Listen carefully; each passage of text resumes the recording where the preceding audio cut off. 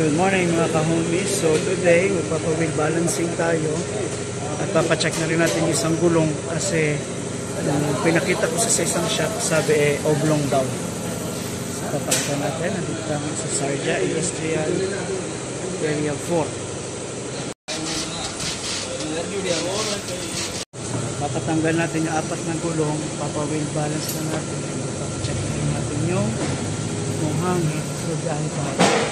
Pero ito kasi parang hindi siya bilog talaga. Kaya kailangan pakita. Puproduce din pa rin ng sound, hindi lang wheel bearing kaagad. Kasi bagong palit to, pero may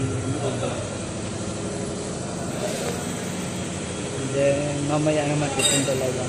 Tapos papanitro na rin tayo kasi nahaluan ng hangin kung iba. Ordinary na hangin. Panitro na rin natin. So, ito pala yung mga pito niya, yung ganito niya, oh. May mga crack na rin. So, hindi natin yan. Nagaling na.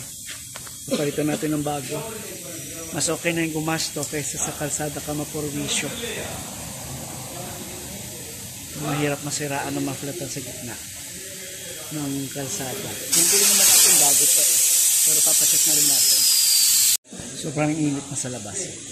So ang gagawin natin guys, papapalitan na rin natin yung hangin ng nitrogen, which is 20 dirhams dito sa shop. Mas maganda ni nitro kasi mainit ngayon, yung kalsada mainit. So advice nila, i-nitro na para mas malamig yung gulong. Okay. So dito tayo ngayon, dalawang natin yung gulong. Papa-wheel balance natin. Dito. Makakak na rin siya.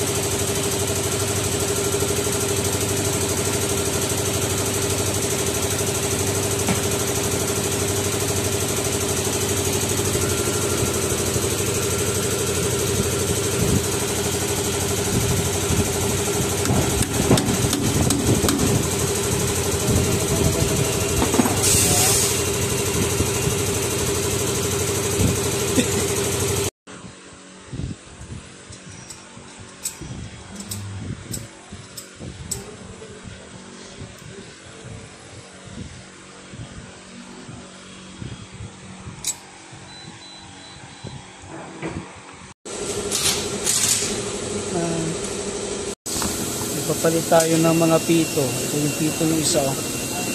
Kita. Kunti na lang yung nakakapit. Kaya kailangan chinecheck din yung mga yan. Natin yung pagpapa-wheel balancing.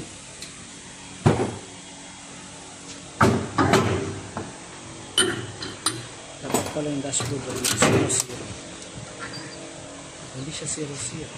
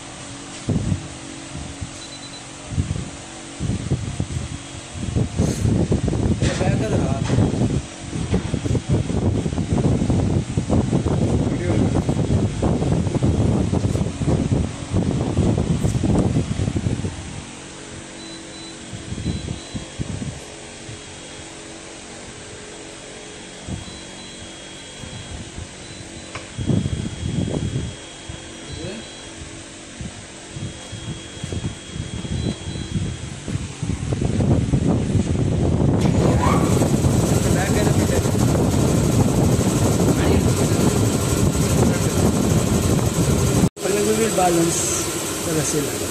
Kailangan 0-0 yung dalawang, yung magkabilaan. Pinaikot. Nakita nyo yung tingga, nilagay sa labas. Kasi,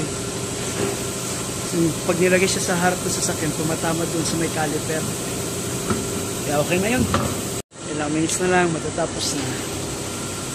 So, ang pinagawa natin ngayon is wheel balancing. Tapos, pinapalitan natin yung hangin ng nitro. Kasi mainit na dito sa loob. Isa daw yung protection din para hindi masyado mainit yung hangin sa loob. Kaya kayo, kailangan laging pinapalitan kahit yung mga simpleng pito na pwede palang maging ano, gaya nung pito nito kanila, sinu-check na lang na putol. Experience ko din. Pero, tinignan mo, kunti na lang pala yung nakakabit. So, learn from my experience.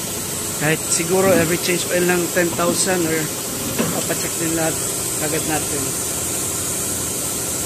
Good choice and decision.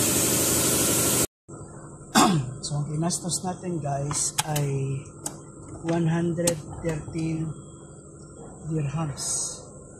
60 yung wheel balancing sa apat. And then yung pito plus nitrogen na 20 dirhams. Mas panatag na yung loob ko ngayon na ibiyahe. Okay, sanong kita mo yung pito na yung magkatanggal yun sa pito. Chine-check ko lang. Sabi ko, pakicheck naman yung pito. Tapos, ginaganon yun natanggal. Buo. Ito na ibiyahe ko yun. So, nagasta natin 113 dirhams. Bitin ko ha. Balancing 60 sa tatlong gulong. Tapos, nitro 20 dirhams.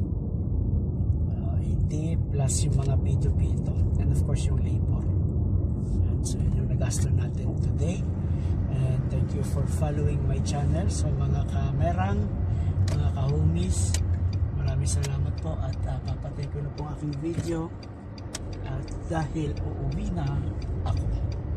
At sa mga gusto pa lang next na topic natin is how to drive safely, how to pass the RTA exam pag nagda-drive. So yan yung magiging content natin next week, kaya abang-abangan po.